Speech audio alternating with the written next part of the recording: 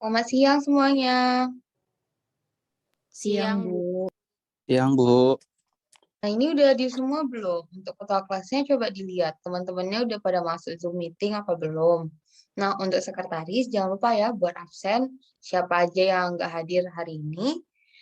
Jadi sebelum kita mulai pembelajaran, ketua kelas silakan pimpin doa ya. Baik, Bu. Sebelum pembelajaran dimulai, alangkah baiknya kita berdoa sesuai dengan agama dan kepercayaan kita masing-masing. Berdoa dimulai.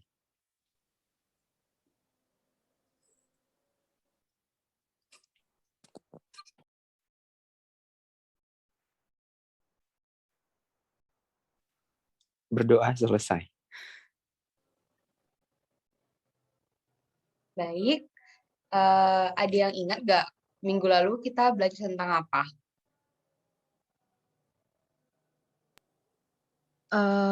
Tentang reaksi redoks, Bu. Nah, benar. Jadi minggu kemarin itu kan kita belajar tentang reaksi redoks. Hari ini kita belajar lanjutan tentang reaksi redoks, yaitu elektrokimia. Nah, ada yang tahu nggak apa itu elektrokimia? Kalau menurut saya, Bu, elektrokimia itu adalah reaksi kimia yang menjadi arus listrik, Bu. Yang lain? Apa ada pendapat yang lain? Kalau saya, Bu, elektrokimia itu arus listrik yang menyebabkan reaksi kimia, Bu. Oke, terima kasih Yonas. Jadi apa yang dibilang Risa sama Yonas benar ya? Elektrokimia itu bisa bisa berupa reaksi kimia menjadi arus listrik atau arus listrik berubah menjadi energi kimia. Karena kan kita belajar elektrokimia, jadi elektro itu listrik dan kimianya itu ya kimia yang mau kita pelajari. Jadi bagaimana kita menghasilkan listrik dari senyawa-senyawa kimia. Nah, Ibu ingin share screen dulu.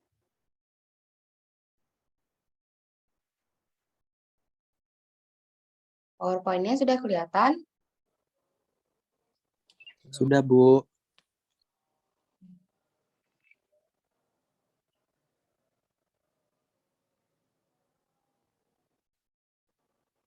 Baik, jadi di dalam elektrolisis itu terdapat dua jenis. Yang pertama ada sel volta dan sel elektrolisis. Nah, sel volta itu merupakan perubahan energi kimia menjadi energi listrik. Nah, ini tadi yang dibilang Risa. Sedangkan yang dibilang Yonas tadi, perubahan energi listrik menjadi energi kimia itu merupakan sel elektrolisis. Nah, proses elektrokimia itu proses reaksi kimia menghasilkan arus listrik atau sebaliknya, di mana arus listrik menyebabkan terjadinya suatu reaksi kimia. Jadi kan minggu kemarin kita belajar reaksi redoks. Jadi reaksi redoks itu terjadi transfer atau pemindahan elektron dari suatu unsur ke unsur yang lain.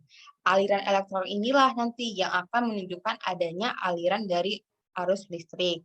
Nah, udah tahu kan perbedaan dari sel volta dan sel elektrolisis, di mana sel elektrolisis itu merubah energi listrik menjadi energi kimia seperti yang dibilang Yonas, dan sel volta merupakan perubahan energi kimia menjadi energi listrik seperti yang Risa bilang tadi. Nah, ada yang tahu nggak contoh dari sel volta atau sel elektrolisis dalam kehidupan kita sehari-hari? Saya, Bu. Ya, Suci. Contohnya pemurnian logam, Bu. Yang lain? Saya, Bu. Ya, tadi Yonas duluan tuh. Penggunaan aki, Bu. Ya, itu juga bisa. Risa? Penggunaan baterai, Bu. Yang lain? Ada lagi? Saya, Bu. Ya, Nis? Penyepuhan logam, Bu. Nah, jadi semua yang dibilang teman-temannya benar ya. Penggunaan baterai, aki, pemurnian logam, maupun penyepuhan logam itu merupakan contoh dari elektrokimia. Nah, selanjutnya kita belajar tentang sel volta. Nah, sel volta merupakan reaksi kimia yang berlangsung, bersifat spontan, dan menghasilkan arus listrik, di mana katoda merupakan kutub positif dan anoda merupakan kutub negatif. Jadi di gambar ini merupakan contoh dari sel volta, di mana di sel volta ini terdapat rangkaian kawat, terdapat jembatan garam, dan dua elektroda yang berbeda. Yang pertama ini ada seng, yang kedua ada tembaga. Di mana seng ini anoda sifatnya itu melepas elektron. Jadi Zn yang tadinya Z tidak bermuatan melepas 2 elektron menjadi Zn2 positif. Nah, di Cu, di katoda yang tadinya Cu2 positif berubah menjadi Cu. Jadi berdasarkan proses ini, logam seng ini akan melepas elektron dan membentuk ion Zn2 positif. Elektron tersebut mengalir melalui kawat, selanjutnya diterima oleh ion Cu, elektron yang lepas tadi, untuk membentuk endapan logam tembaga Cu. Akibatnya, larutan CuSO4 itu semakin berkurang konsentrasinya, sedangkan elektroda Cu semakin bertambah masanya. Nah, sementara pada elektroda Zn, pada logam Zn ini, semakin berkurang masanya karena berubah Zn2 positif, sehingga jumlah ion Zn2 positif dalam larutan semakin bertambah. Jadi, seng melepaskan elektron menjadi Zn2 positif, sedangkan Cu di katoda, Cu2 positif berubah menjadi Cu. Nah, reaksi redoks yang terjadi pada sel volta yaitu reaksi oksidasinya itu anoda, Zn menjadi Zn2 positif ditambah 2 elektron, sedangkan yang terjadi di katoda yaitu reduksi Cu2 positif ditambah 2 elektron menjadi Cu. Nah, maka untuk reaksi redoks atau reaksi sel dari keduanya, Zn ditambah Cu2 positif menjadi Zn2 positif ditambah Cu.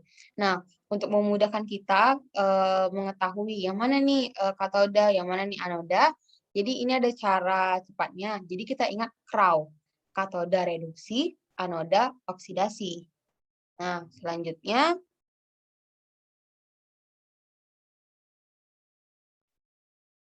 selanjutnya itu perhitungan potensial sel. Potensial sel reaksi sel volta dapat ditentukan dengan melihat data potensial reduksi suatu elektroda yang disebut potensial elektrode. Jadi setiap atom memiliki potensial elektrode yang nilainya relatif terhadap potensial elektrode. Jadi potensial elektroda yang dibandingkan dengan elektroda hidrogen ini diukur pada suhu 25 derajat Celcius dan tekanannya 1 atm. Makanya diperoleh potensial elektroda standar. Potensial sel volta dapat ditentukan melalui eksperimen dengan menggunakan voltmeter atau dihitung berdasarkan data potensial elektroda standar. Nah, untuk menentukan potensial sel standar, kita punya rumus. Rumusnya itu N0 sel sama dengan N0 reduksi dikurang N0 oksidasi, atau N0 sel sama dengan N0 katoda dikurang N0 anoda.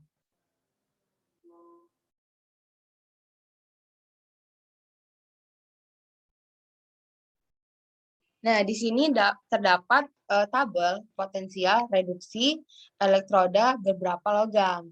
Nah, yang perlu kita tahu, setiap unsur yang mengalami reaksi reduksi dengan hidrogen, potensial reduksi unsur tersebut diberikan tanda positif.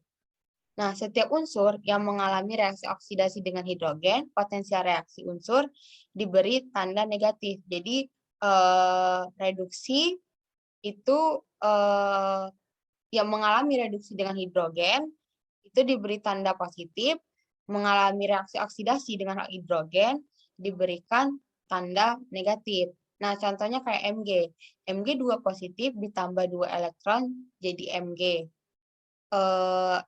Elektrodanya ini, potensial elektrodanya ini minus 2,37. Selanjutnya ada Fe. Fe itu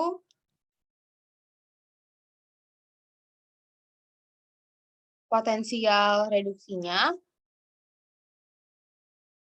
positif 0,77. Di sini ada contoh untuk menentukan potensial energi. Jadi Mg2 positif ditambah 2 elektron jadinya Mg, NO-nya minus 2,37 volt. Cu2 positif ditambah 2 elektron jadi Cu, NO-nya positif 0,34. Jadi potensial sel sama dengan N0 katoda dikurang N0 anoda, di mana katodanya itu kan si Cu nih 0,34 dikurang minus 2,37. Jadi hasilnya 2,71 volt. Untuk notasi selnya kita buat di sebelah kiri itu anoda, sedangkan di sebelah kanan itu katoda. Jadi nanti keduanya kita pisahkan fasanya dengan garis vertikal double garis vertikal atau yang disebut jembatan garam. Jadi untuk notasi selnya Mg garis Mg2 positif double garisnya Cu2 positif garis Cu. Jadi ini mendandakan bahwa si Mg mengalami reduksi, sedangkan si Cu mengalami oksidasi. Selanjutnya deret volta. Nah, di sini untuk deret volta, semakin ke kanan sifat oksidator semakin kuat. Jadi logam-logam mudah tereduksi. Semakin ke kiri sifat reduktor semakin kuat. Jadi mudah teroksidasi. Sehingga logam sebelah kiri dapat mendesak atau bereaksi mereduksi ion logam di sebelah kanannya. Jadi, nah, coba lihat di gambar antara Al dan Fe, mana yang mengalami oksidasi?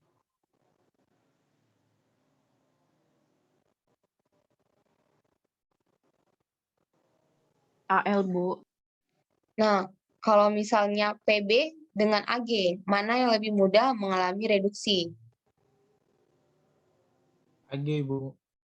Nah, jadi dua-duanya benar ya. Jadi kalian udah tahu sifat dari logam-logam. Jadi untuk sebelah kanan lebih mudah mengalami oksidasi dan berfungsi sebagai reduktor, sedangkan yang sebelah kiri lebih mudah mengalami reduksi.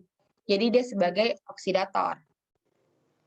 Lanjut. Nah, di sini ada contoh soal. Diketahui elektroda aluminium dan perak itu sebagai berikut. Jadi Al 3 positif ditambah 3 elektron jadinya Al, NO-nya min 1,66. Ag positif ditambah elektron jadinya Ag, NO-nya positif 0,80.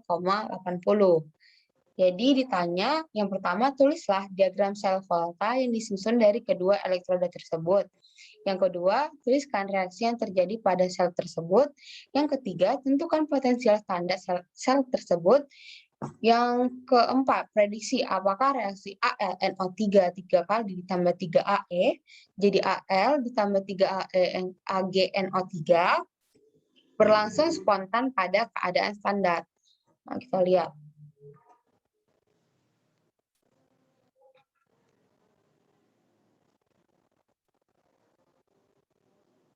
Jadi reaksi oksidasinya itu di anoda. Jadi N0 yang lebih positif. Yang lebih positif itu Al. Setelah itu reaksi reduksi di katoda. N0-nya lebih positif. Jadi Ag. Jadi Al anoda dan Ag katoda. Jadi katoda itu yang reduksi, anoda yang oksidasi. Sehingga diagram selnya Al garis Al 3 positif, double garis vertikal Ag positif, baru garis Ag untuk diagram sel. Jadi diagram sel ini sama dengan notasi sel. Yang kedua, menentukan reaksi redoks dari sel tersebut. Kan tadi si Al lebih positif, lebih negatif. Jadi dia mengalami oksidasi. Jadi Al jadinya Al 3 positif ditambah 3 elektron. Sedangkan si Ag ini kan lebih positif, jadi mengalami reduksi. Jadi 3 Ag positif ditambah 3 elektron, jadinya 3 Ag. Nah, di sini untuk E0-nya si Ag positif 0,80, E0-nya si Al, E0-nya si Al itu minus 1,66. Jadi tinggal kita tambahin. Nah, untuk elektronnya kita coret 3 elektron, ini kan udah setara. Coret 3 elektron, jadi dihasilkan reaksi redoksnya 3 Ag positif ditambah Al, jadinya 3 Ag ditambah Al3 positif. Untuk E0 selnya positif 2,46 volt. Jadi yang C tadi ditanya mengenai tentukan potensial standar sel tersebut. Jadi potensial standarnya kita hitung menggunakan rumus E0 sel sama dengan E0 katoda dikurang E0 anoda. Jadi yang katodanya kan tadi Ag, si anodanya Al. Kita masukkan harga dari E0-nya. Positif 0,80 dikurang negatif 1,66. Jadi dihasilkan 2,46 volt. Jadi potensial energi sel untuk reaksi redoks Ag dan Al itu positif 2,46. Jadi sama kan perhitung hasil dari yang B dengan yang C.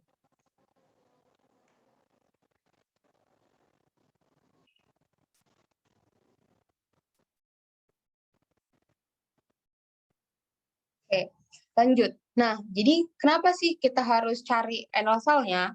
Jadi potensial energi ini membantu kita untuk menentukan kespontanan reaksi redoks. Jadi kalau misalnya E0 selnya itu positif, reaksinya spontan. Sedangkan E0-nya itu negatif, itu tandanya reaksi tidak spontan.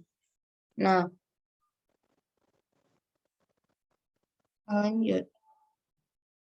Nah, kita lanjut untuk sel elektrolisis. Sel elektrolisis ini menyebabkan berlangsungnya suatu reaksi kimia atau katoda yang bermuatan negatif dan anoda yang bermuatan positif.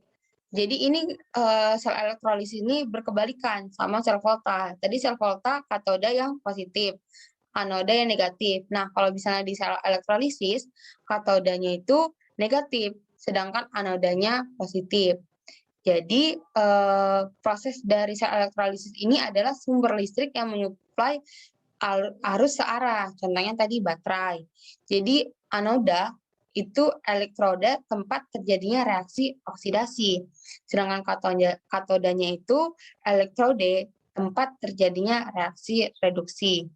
Jadi, di dalam sel elektrolisis ini terdapat larutan yang dapat mengantarkan listrik. Nah, seperti di gambar nih, ini ada larutan Cu2 sulfat. Nah, di sini untuk elektrodanya ini ada Cu. Nih, jadi di sinilah terjadi elektrolisis.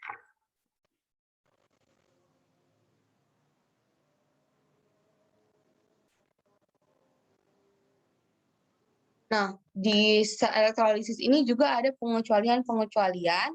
Jadi, berdasarkan data potensial elektroda standar, reaksi elektrolisis larutan pada keadaan standar dapat diprediksi mengikuti ketentuan kation dan anoda.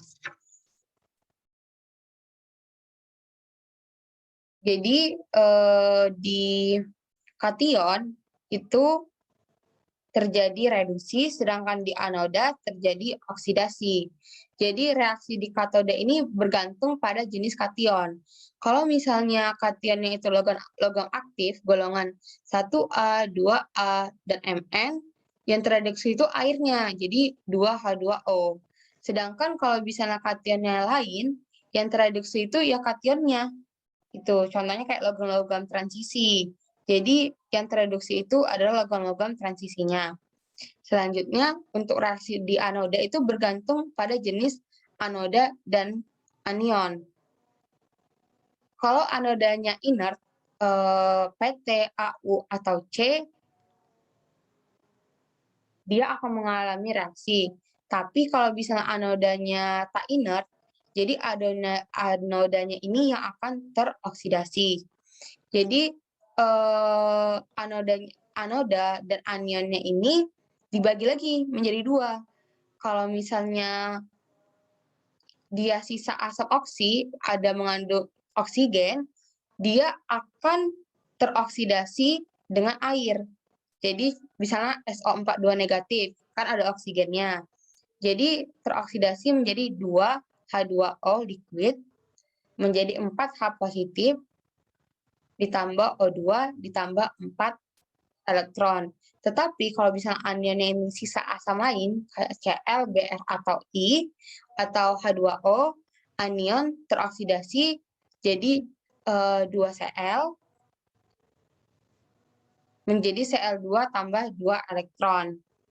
Kalau misalnya OH, dia jadi 4 OH menjadi 2 H2O tambah O2. Nah, ini ada contoh soal. Buatlah reaksi elektrolisis reaksi berikut. Reaksinya CuCl2 aqueous menjadi Cu2 positif aqueous ditambah 2 Cl negatif aqueous. Jadi kita tentuin dulu mana katoda, mana anoda. Nah, katodanya itu yang mengalami reduksi. Jadi itu Cu dari Cu2 positif menjadi Cu. Sedangkan anodanya ini yang mengalami oksidasi. Jadi 2 Cl negatif menjadi Cl2 ditambah 2 elektron. Terus kita jumlahin, kita tentuin reaksi redoksnya. Jadinya Cu2 positif ditambah 2 Cl negatif menjadi Cu ditambah Cl2. Jadi hasil akhirnya itu CuCl2 dikurang Cu ditambah Cl2. Nah, ini ada latihan mengenai materi kita hari ini, dikerjakan dan dikumpul minggu depan melalui Classroom ya. Sudah Ibu buat tempat pengumpulan tugasnya. Jadi, apakah semuanya sudah paham? Ada yang ingin ditanya? Ya, Bu, sudah paham, Bu. Nah, jadi ada yang bisa menyimpulkan pembelajaran kita hari ini?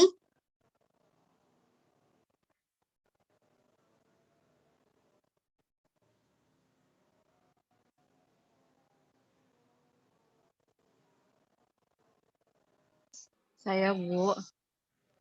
Oke, silakan Risa. Jadi, Bu, kesimpulan kita hari ini yaitu sel volta merubah energi kimia menjadi energi listrik, yang mana katoda merupakan elektrode positif dan anoda merupakan elektrode negatif. Contoh dari sel volta yaitu baterai dan aki. Sedangkan sel elektrolisis merupakan energi listrik yang berubah menjadi energi kimia, yang mana katoda elektrode negatif dan anoda elektropositif. Adapun contoh dari sel elektrolisis yaitu pemurnian logam dan penyembuhan logam. Begitu, Bu. Terima kasih ya Risa, bagus sekali kesimpulannya. Karena pembelajaran kita sudah selesai, maka sekian pembelajaran hari ini. Tetap jaga kesehatan, terima kasih dan selamat siang semuanya. Selamat siang, Bu. Terima kasih, Bu. Terima kasih, Bunda.